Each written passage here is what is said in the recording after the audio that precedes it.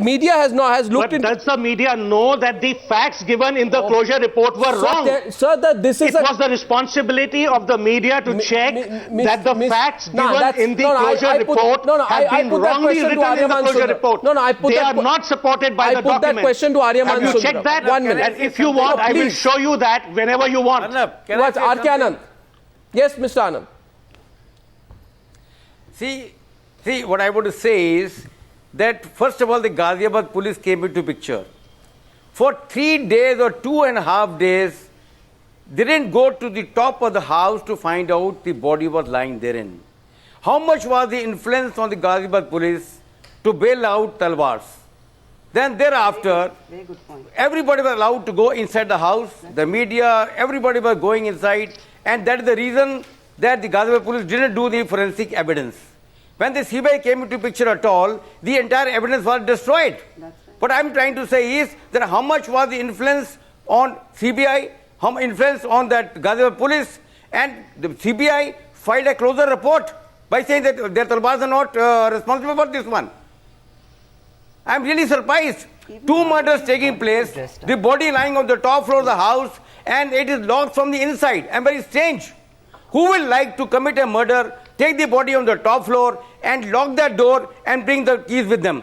It's very impossible to believe that somebody outside the house can commit a murder like this. Whatever the case is, my question to Aryama Sundaram is this. On the other side of the door, if somebody has told the police there is blood on the door handles, whose responsibility is it to follow it up? There is a police officer on record who has said that he forgot to follow it up. They blame Rajesh Talwar for not providing the key. This is a man who's come across his daughter murdered. He's supposed to remember where he keeps every key in the house. Why did the police not break down the door instead of blaming their inefficiencies on Rajesh Talwar?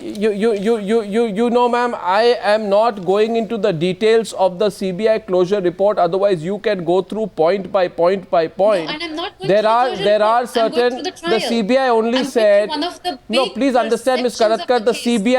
The CBI revealed certain, and I am using the words carefully, this is what was written, certain peculiar circumstances which point to the involvement of the parents in the crime. Whether or not these circumstances are to be taken at face value is the decision of the court. Okay, so when the court decides the veracity of whatever is there, then why... Something I said yesterday. But then I said yesterday, if this trial is based on evidence, then the Talwars are not guilty, no question. Well, you know, if I think this that's trial is based on perception or prejudice... No, I don't think. Aryama Sundaram, you know, I'd like to get you back on this. The whole thing points down to this. This trial is not based on facts because it has gone against the Talwars. It's based on perception. No, but sure, if it had gone for the Talwars, then it would be based on facts. Because that happens by the reverse logic, if it goes for the Talwars, it's based on facts. If it goes against the Talwars, it's based on perception. I'm sorry, but you are ascribing certain motives which you cannot ascribe to a judicial process, and we must have some regard for what the court says. Aryama Sundaram, please, wanted a comment from you on that. Well, according to me, everyone can very easily look into a judgment and see whether there are faults or not.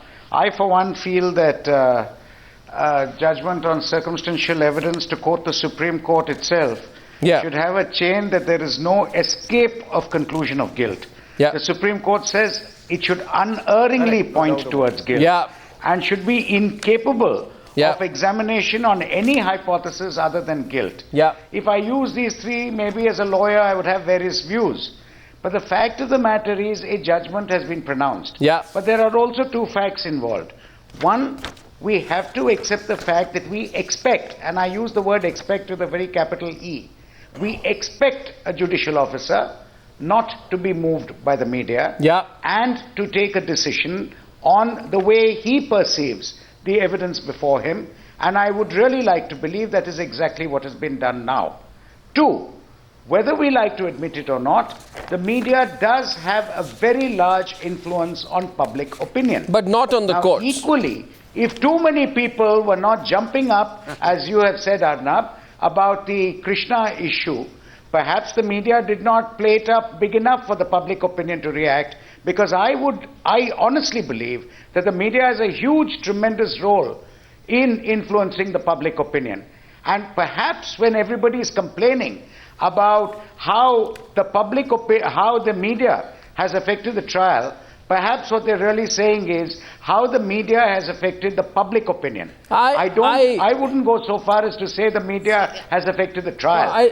But yes, media can always affect public opinion. Certainly, but again, with great respect, Aryama Sundaram, you are completely right in your description of what is circumstantial evidence. But I remember the O.J. Simpson trial, the entire American media took sides, yet he was declared innocent. So, you know, at some point of time, we must realize that the courts are completely... Yeah. I think you have got exactly what I'm saying. Yes, I think you have got exactly what I'm saying. I would like to believe, and I honestly do believe, that so far as a verdict is concerned, the media's view may not make that great a difference. Precisely. At the same time, I as a lawyer may say, this is certainly not some conviction which should come up on circumstantial evidence like this, because there are two hypotheses possible, and therefore I may not agree with it. It will be challenged. That's a different issue altogether. No, it will be challenged. Go to the High Court, go through the Supreme Court. I don't think that's the debate at all. I don't think that's the debate at all today. We're talking about whether the media could have influenced the judgment. Well, in my view, I don't think media affects a judgment, but it affects public opinion. Well, I don't know if Mr. KTS Tulsi, you agree with that, because you've been a little unforgiving towards the media in this case. Well, you know, I believe that when media runs tirades for or against, it demonizes somebody, that he's a killer or he is innocent. It's not fair, because media can influence judges. In the BBC case, House of Lords says that of course judges are human. They watch television, they read newspapers, and even when they don't want to be affected by what is being said in the media, and subconsciously their opinion formation process may get affected. We need to be careful. There is a press council code of conduct for sub judice proceedings, and I think we need to think about it. Well, Arnab, you have maintained a certain balance in the reporting of this very sensational murder mystery, but there are channels, there are newspapers which have launched only one-sided campaign. Now that's what is dangerous. Maybe in this case the judges did not get deflected. You know, but there is always a risk of media interfering in the administration of justice, and sometimes resulting in miscarriage of justice. Well, you know, there are cases and there are cases. To these cases, I'd say there's also the Priyadarshini Mattu case, in which the son of an Inspector General of Police, you know, that there was his acquittal. Yes. The case was reopened only after media pressure and public outcry.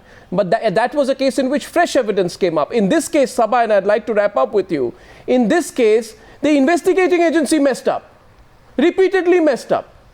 And the media simply pointed out, you can't say this thing in 2008 and this thing in 2010. I think the anger of the Talwars today, with respect, stems from the fact they would have rather had the first judgment of the CBI in this case.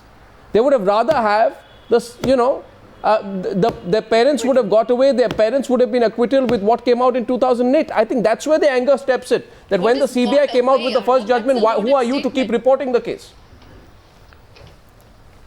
Arnab, in this case, actually, I don't think it's not the media's job to give justice to the Talwars or to only reflect their point of view. And frankly, in this case, there was a lot of media which did do that. So this is not one of those cases where the media should just be held up for what is the outcome.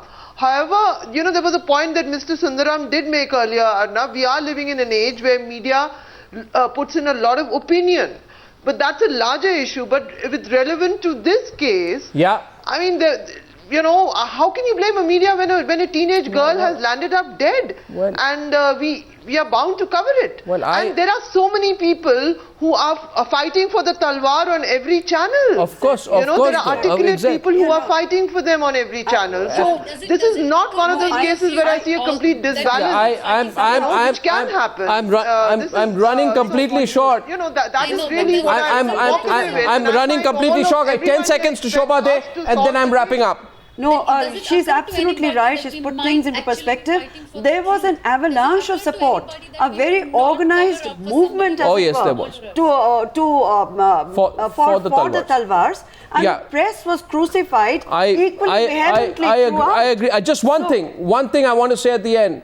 With respect again, I disagree with you, Mr. Tulsi. I don't think our honorable courts are affected by what people do in the media. The courts will apply their own judgment to the facts at their disposal. Thank you very much for joining me on debate number 1 on the News Hour tonight.